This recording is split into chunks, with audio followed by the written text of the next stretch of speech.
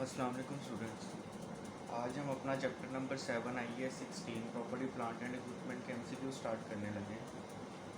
तो आए अपने MCQ नंबर 1 की तरफ चलते हैं हम। MCQ नंबर 1 में वो कह रहा है, an entity purchased a property 15 years ago at a cost of ₹1 lakh and have been depreciating it at a rate of 2% per annum on the straight line basis. The entity has had the property professionally revalued at ₹5 lakh. What is the revaluation surplus that will be recorded in the financial statements in respect of this property? अब हमने उसे revaluation surplus बताना है, कितना record होगा। अब first of all cost कितनी है हमारे पास, 1 लाख। कॉस्ट आ गई 1 लाख। अब डेप्रिसिएशन हमने फाइंड करनी है। अब वो हम कैसे करेंगे, उसने रेट बताया 2%, और कितने साल पहले उसने ली थी, 15 ईयर्स अगो, यानी कि 15 ईयर्स हो चुके हैं। तो कॉस्ट लेस एक्यूमुलेटेड डेप्रिसिएशन, ये हम फाइंड कर लेंगे। 1 लाख कॉस्ट है क्योंकि स्ट्रेट लाइन बेसिस है, इंटू 2% एंड इंटू 15 ईयर्स। तो ये हमारे पास आ जाता है कितना, 30,000। तो हमारी कैरिंग अमाउंट क्या आ गई, कैरिंग अमाउंट 70,000। अब उसने फेयर वैल्यू हमें बताइए, क्या उसने बताया, the entity has had the property professionally revalued at ₹5 lakh, कि फेयर वैल्यू कितनी है, 5 लाख। तो ये हमारे पास अब क्या आ जाता है, यहाँ पे सरप्लस कितना आता है, 430,000। ये हमारा आ गया रीवैल्यूएशन सरप्लस। ठीक है, तो हमारा आंसर क्या आ गया फर्स्ट MCQ का, ऑप्शन डी, 430,000।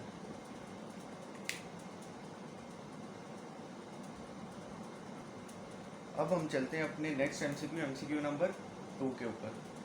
इसमें वो क्या कह रहा है, an entity owns 2 buildings A and B which are currently recorded in the books at carrying amounts of ₹170,000 and 330,000, यानी कि बिल्डिंग ए की जो कैरिंग अमाउंट है वो कितनी, 170, और बी की 330।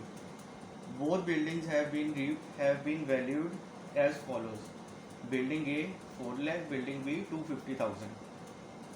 आगे वो कह रहा है, the entity currently has a balance on the revaluation surplus of ₹50,000, कि उसकी रिवैल्यूएशन सरप्लस अकाउंट में कितना बैलेंस है अभी, 50,000 का, which rose when building a was revalued several years ago.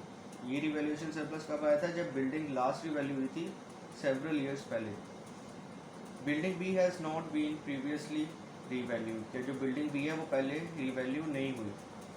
What double entry will be needed to be made to record the revaluations of building A and building B?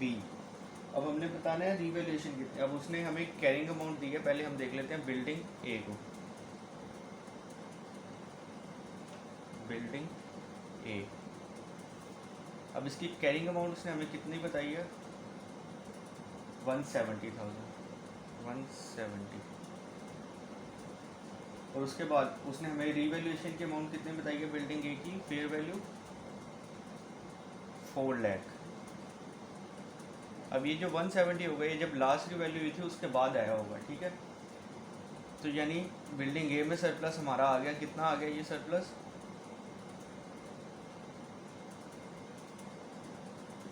230। तो इस 230 की अब entry क्या हो जाएगी, building A debit and revaluation surplus credit. Building A debit by 230 and revaluation surplus credit by 230।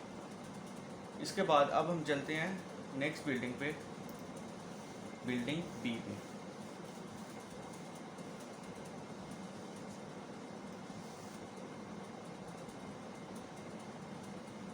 Building B. अब building B की उसने कैरिंग अमाउंट कितनी बताई हुई है हमें, 250,000, और फेयर वैल्यू से हमें कितनी दी है, कैरिंग अमाउंट है 330,000 और फेयर वैल्यू कितनी है 250,000। तो यानी यहाँ पे हमारा क्या आ गया, लॉस आ गया। कितने का लॉस आया, 80,000 का। Revaluation loss. अब इसकी एंट्री क्या हो जाएगी, devaluation loss debit and building B credit. Devaluation loss debit by 80,000 and building B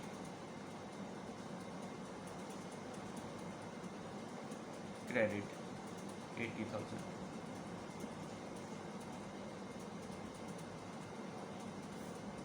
अब अगर हम इसे देखें तो हम एक अपनी कंपाउंड एंट्री से बनवा सकते हैं, क्योंकि बिल्डिंग दोनों एक ही क्लास की एसेट हैं, तो हम इसे अपनी कंपाउंड एंट्री बना सकते हैं। हम अपनी, आप एक दफ़ा ऑप्शन देखें, उसमें उसने हमें दिया है non current asset debit, statement of profit और loss debit and other income credit. इसके बाद उसने हमें दिया है non current asset debit, statement of profit और loss debit by 30,000 and other income credit by 180। अब अगर हम यहाँ से अपनी एंट्री बनाए तो देखते हैं क्या एंट्री बनती है। अब बिल्डिंग्स दोनों एक एसेट है, तो हम इसको ऐसे कह सकते हैं कि नॉन करंट एसेट डेबिट। अब क्योंकि ये डेबिट भी हो रही है बिल्डिंग और एक क्रेडिट भी हो रही है, तो हम इसको कंपाउंड करके ये कह सकते हैं कि non current asset debit bye 150,000।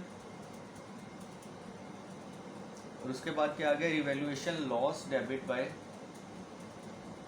अब लॉस आपको पता है कहाँ पे आएगा, इनकम स्टेटमेंट में जाएगा, loss debit by 80,000 and last revaluation surplus credit by 230,000। तो हम ये एंट्री अपनी कर सकते हैं।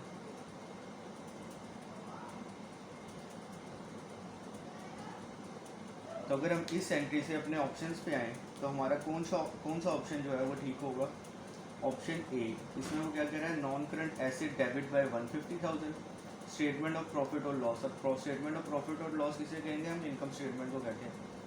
80,000 से ये debit and other incomprehensive income revaluation surplus credit by 230,000। तो हमारा ऑप्शन कौन सा ठीक हो गया, ऑप्शन ए।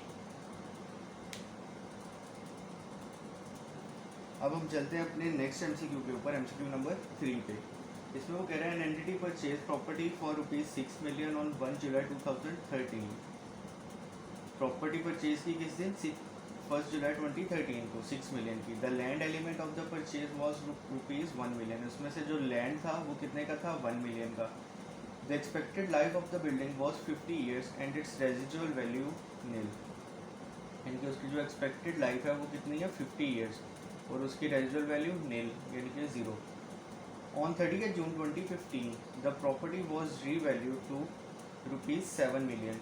अब 30 जून 2015 को प्रॉपर्टी रीवैल्यू हुई और कितनी उसकी फेयर वैल्यू थी, 7 million, of which the land element was ₹1.24 million and the buildings ₹5.76 million. अभी 7 मिलियन में से लैंड कितने की थी, 1.24 मिलियन की, और जो बिल्डिंग्स थी वो थी 5.76 मिलियन की। On 30 June 2017 the property was sold for ₹6.8 million. अब प्रॉपर्टी जो है वो सोल्ड हो गई है 6.8 मिलियन की। What is the gain on disposal of the property that would be reported in the statement of profit और loss for the year to 30 June 2017। अब हमने 30 जून 2017 पे बताना है कि उसका जो गेन था वो कितना रिकॉर्ड होगा इनकम स्टेटमेंट में हमारी। अब हम देख लेते हैं फेयर वैल्यू ऑन 30 जून 2015 कितनी आई थी, 7 मिलियन की। इस 7 मिलियन में से 1.24 मिलियन अलग कर लेते हैं, ये क्या था, लैंड, और 5.76 मिलियन की जो थी वो बिल्डिंग्स थी।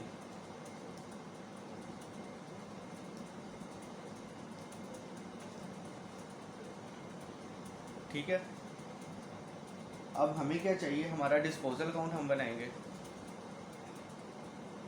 डिस्पोजल अकाउंट एक बना लेते हैं हम। इस डिस्पोजल अकाउंट में क्या क्या आता है?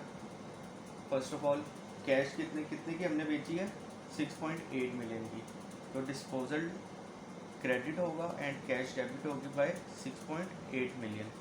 अब सेकेंडली हमें चाहिए कैरिंग अमाउंट, किस एंट्री के लिए, disposal debit and property credit. अब ये प्रॉपर्टी कितने से क्रेडिट होगी ये हमने फाइंड करना है, और उसके बाद हमारा जो है वो गेन लॉस पता लगेगा। अब इसके लिए हम क्या करेंगे, हम पहले इसकी कैरिंग अमाउंट फाइंड करेंगे। अब हम कैरिंग अमाउंट फाइंड कर लेते हैं। कैरिंग अमाउंट एज ऑन इस दिन हमने फाइंड करनी है 30 जून 2017 पे।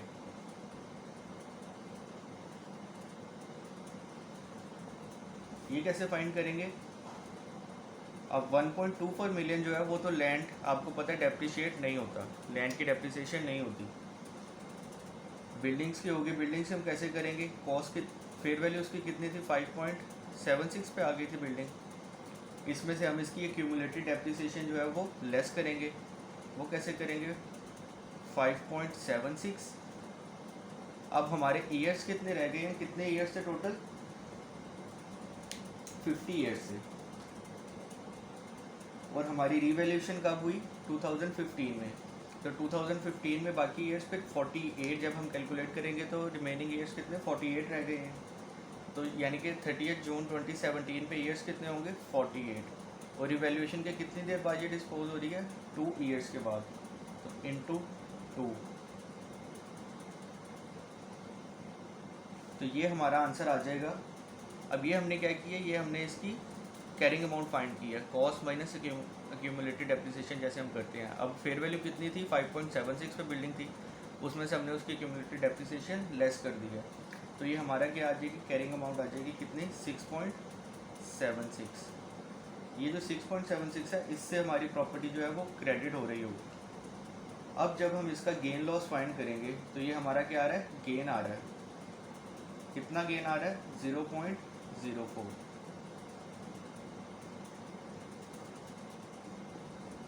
मीन्स अगर इसको हम थाउजेंड्स में कर लें तो 40,000। तो इस तरह हमारा गेन कितना आ गया, 40,000। तो हमारा ऑप्शन कौन सा होगा, ऑप्शन ए, गेन ऑफ 40,000।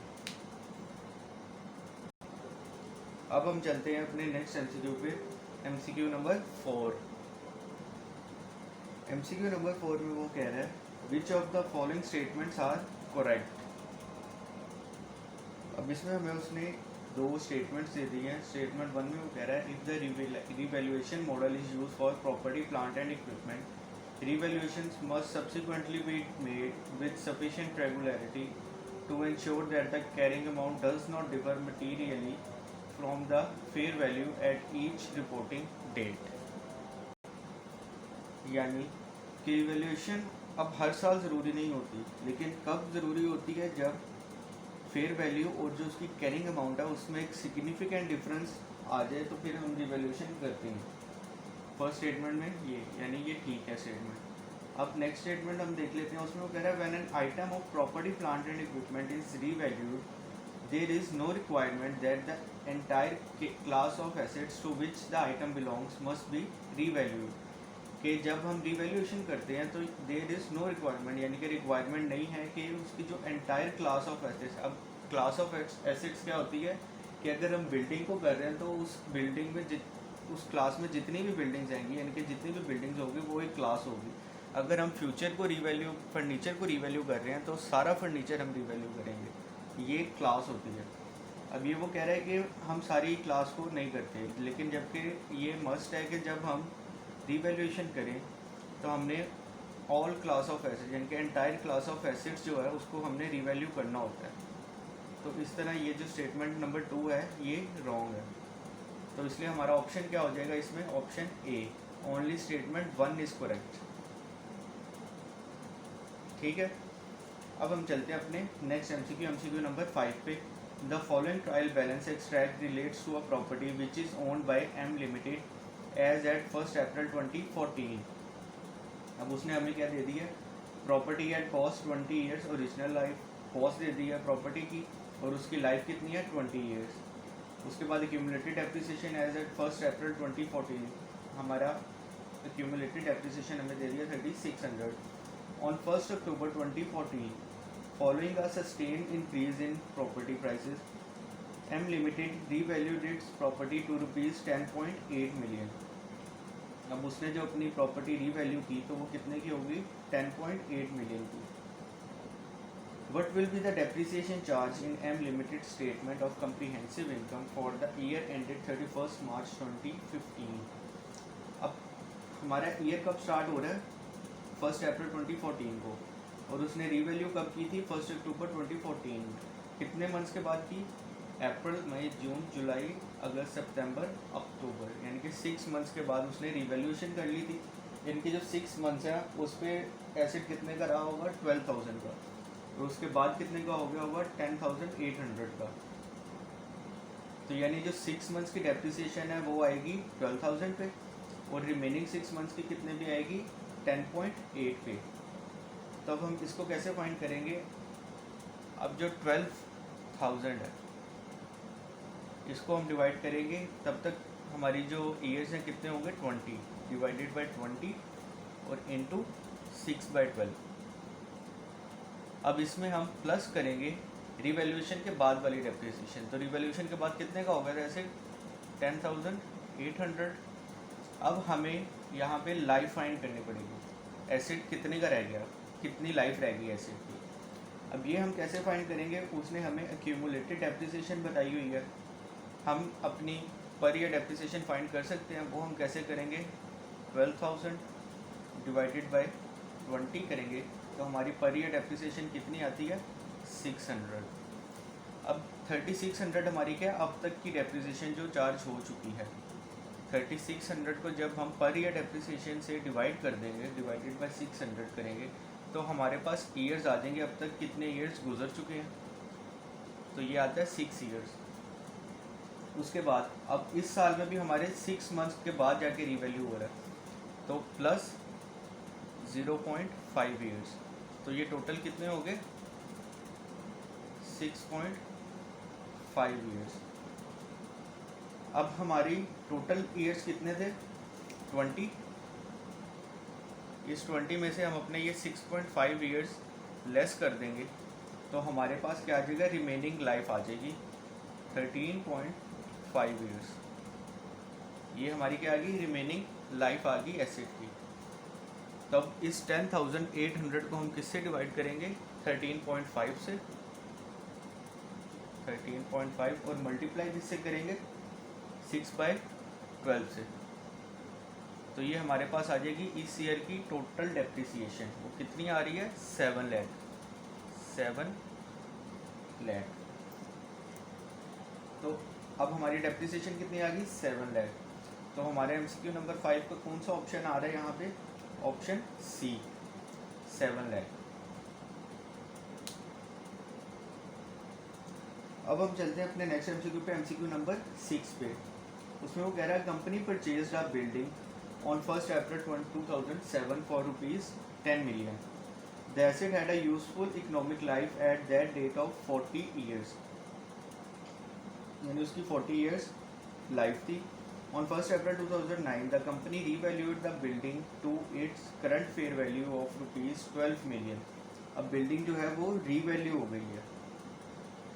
हमने एसेट कब लिया था, 2007 में, रीवैल्यू कब हो रही है, 2009 में, यानी कि 2 ईयर्स के बाद। अब वो हमें कह रहा है what is the double entry to record the revaluation. अब हमने रीवैल्यूएशन रिकॉर्ड करने की उसे एंट्री बतानी है एमसीक्यू नंबर 6 में। अब हमारे पास कॉस्ट कितनी है, 10 मिलियन। एक्यूमुलेटेड डेप्रिसिएशन हम फाइंड कर लेंगे, कैसे फाइंड करेंगे, 10 मिलियन कॉस्ट आ गई, डिवाइडेड बाय लाइफ कितनी है, 40, और कितने ईयर्स के बाद हो रही है, 2 ईयर्स के बाद, मल्टीप्लाई बाय 2, तो ये हमारे पास आ गया 0.5। तो हमारी कैरिंग अमाउंट क्या आ गई 9.5। अब हमारे पास फेयर वैल्यू गिवन है, कितनी है फेयर वैल्यू 12 मिलियन। तो हमारे पास सरप्लस कितना आ गया 2.5। ये आ गया रिवैल्यूएशन सरप्लस।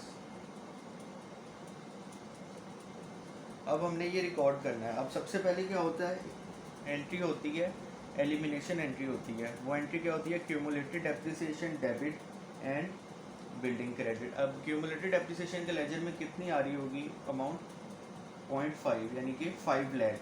तो फर्स्ट एंट्री हमारी क्या हो जाएगी, accumulated depreciation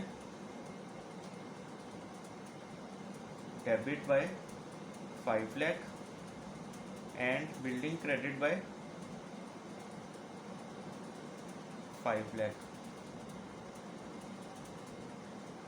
उसके बाद अब हमारा सरप्लस आ गया। अब सरप्लस की एंट्री क्या होती है, building debit and surplus credit. Surplus कितना है 2.5 मिलियन यानी कि building debit by 2.5 million and surplus credit by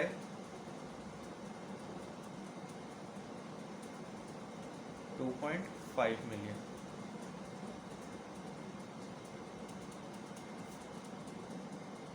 अब अगर हम अपनी ऑप्शन देखें तो इसमें उसने एक कंपाउंड एंट्रीज बताई हुई है।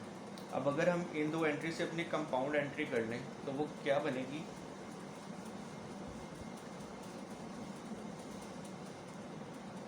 अब बिल्डिंग डेबिट भी हो रही है और बिल्डिंग क्रेडिट भी हो रही है। तो ये बिल्डिंग क्या हो जाएगा, building debit bye 2 million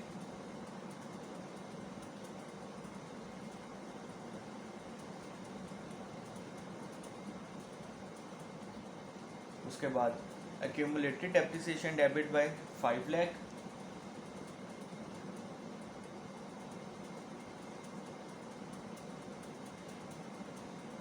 and revaluation surplus credit bye 2.5 million.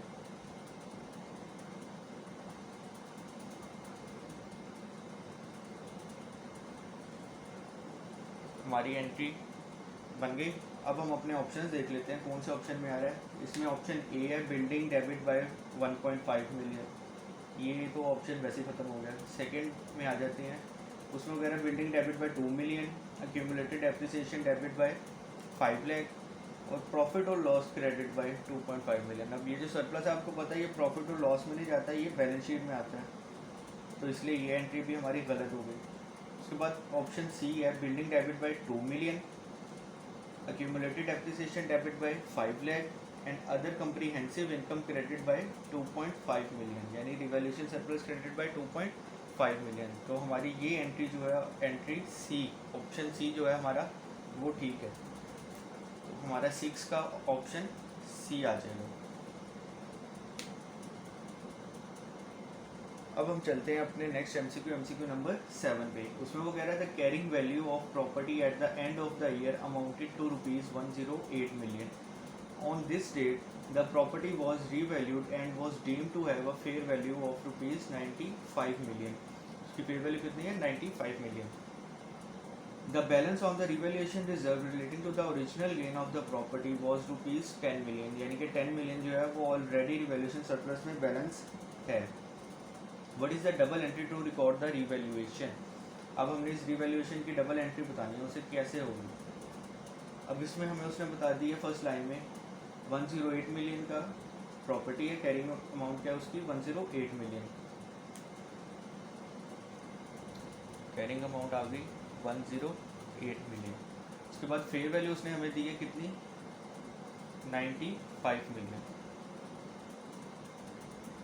तो हमारे पास लॉस आता है या सरप्लस आता है। अब हमारी कैरिंग अमाउंट फेयर वैल्यू से ज़्यादा है यानी हमारा क्या आएगा लॉस आएगा। कितने का लॉस आता है 13 का। अब लॉस की एंट्री क्या होती है, revaluation loss debit and property credit, loss debit and property credit by 13, लेकिन हमारे अभी अकाउंट में सरप्लस के अकाउंट में 10 मिलियन भी पड़ा है, तो पहले तो वो जो सरप्लस है वो ख़त्म हो जाएगा। सरप्लस कितने का है? 10 मिलियन का। तो हमारा अब लॉस कितने का रह गया? 3 मिलियन। और प्रॉपर्टी कितने से क्रेडिट होगी? 13 मिलियन से। तो हमारी एंट्री क्या बन गई? Surplus debit by 10 million, loss debit by 3 million and property credit by 13 million. अब हमारी ऑप्शन में आ जाते हैं। ऑप्शन नंबर ए में वो कह रहा है प्रॉफिट और लॉस डेबिट बाय 3 मिलियन, यानी कि loss debit by 3 million, other comprehensive income debit by 10 million के revaluation surplus debit by 10 million and property credit by 13 million. तो हमारा ऑप्शन कौन सा आ गया MCQ 7 में? Option A.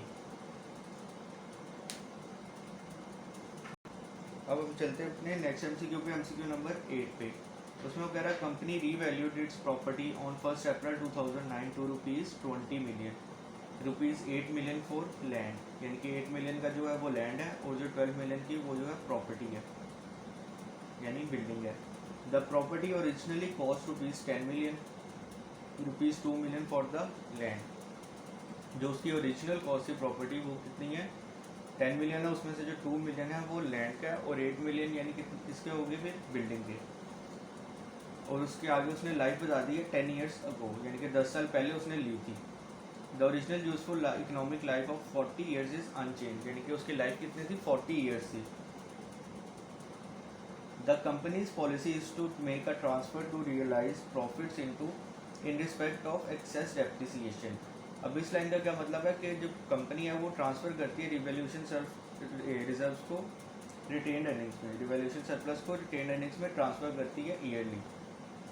Eight which amount the property be presented at 31 March 2010। अब हमने उसे बताना है कि प्रॉपर्टी जो है वो किस अमाउंट पे आएगी हमारी बैलेंस शीट में। तो फर्स्ट ऑफ ऑल हम उसका बना लेते हैं लैंड और बिल्डिंग को अलग अलग। इसमें उसने बताया लैंड कितने का था, कॉस्ट उसकी कितनी है लैंड की? 2 मिलियन, और बिल्डिंग की कितनी है?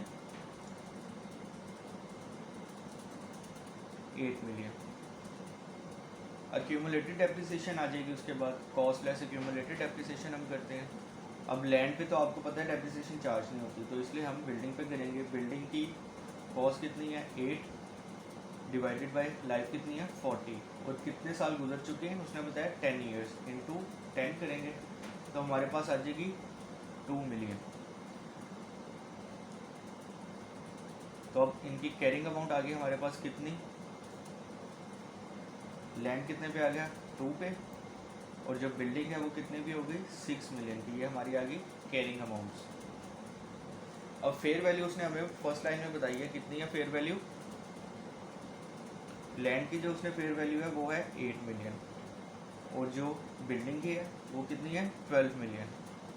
तो हमारे पास क्या आ गया? सरप्लस आ गया दोनों में, 6 million for land and 6 million for building. ये आ गया हमारा रिवैल्यूएशन सरप्लस। अब हमने उसे बताना है कि बिल्डिंग जो है वो कितने पे आएगी हमारी बैलेंस शीट में, किस अमाउंट से शो होगी। अब सिंपली हम इसकी कैरिंग अमाउंट फाइंड करेंगे। वो कैसे करेंगे? लैंड कितने का हो गया? 8 मिलियन का। अब इस पे तो हम चार्ज नहीं करते डेप्रिसिएशन, प्लस होगा। बिल्डिंग कितने पे आ गई? 12 पे, और इसमें से लेस करेंगे हम इसकी डेप्रिसिएशन। तो अब जब ये रिवैल्यूएशन हुई तो इस पर 10 ईयर्स गुजर चुके थे, तो यानी ये कितने की हो गई है? अब 30 पे। जो उसकी लाइफ आ गई वो कितनी रह गई है? Remaining life 30। तो सिंपली इसे हम डिवाइडेड बाय 30 कर देंगे। ये हमारी आ जाएगी यहाँ से कैरिंग अमाउंट, और उसके बाद ये जो है 8, ये हमारा लैंड का आ जाएगा। तो ये कितनी आ गई टोटल? 19.6। यानी हमारी जो प्रॉपर्टी है वो बैलेंस शीट में किस अमाउंट पे शो होगी? 19.6 पे। तो इसलिए हमारा ऑप्शन कौन सा ठीक हुआ? Option B.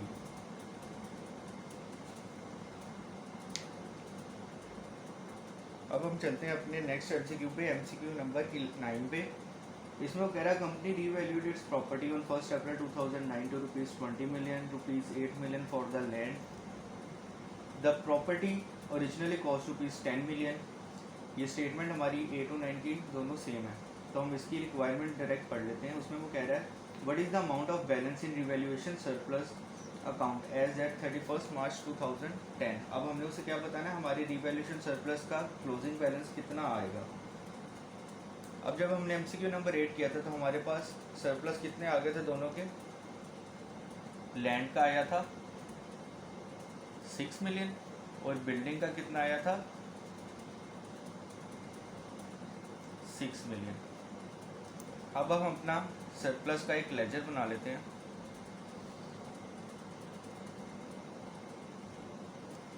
इसमें आ जाएगा फर्स्ट BD हमें नहीं पता, उसने नहीं गिवन किया तो यानी नील है। अब जब ये सरप्लस आएगा तो एंट्री क्या हुई होगी, property debit and surplus credit, यानी कि सरप्लस क्रेडिट लैंड का कितना आ गया 6 और बिल्डिंग का कितना आ गया 6। अब उसने ऊपर लाइन में बताया कि जो कंपनी है वो ईयरली ट्रांसफ़र भी करती है सरप्लस को रिटेन अर्निंग्स में, तो अब हम पहले ये भी ट्रांसफ़र कर लेते हैं।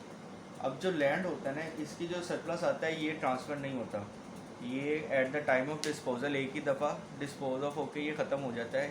जब डिस्पोज होगा उस टाइम ये सारा ट्रांसफ़र हो जाता है।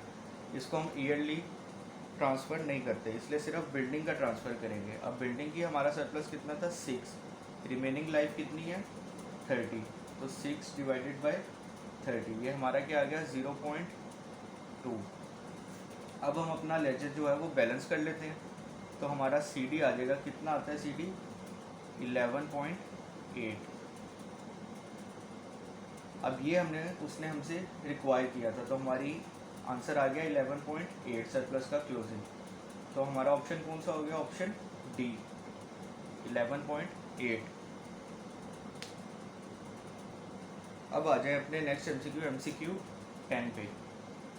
इसमें वो कह रहा है which of the following is an optional disclosure requirement, यानी कि इसमें जो डिस्क्लोजर की हमारी रिक्वायरमेंट्स होती हैं इसमें से कौन सी वो रिक्वायरमेंट जो ऑप्शनल होती है ऑफ IAS 16।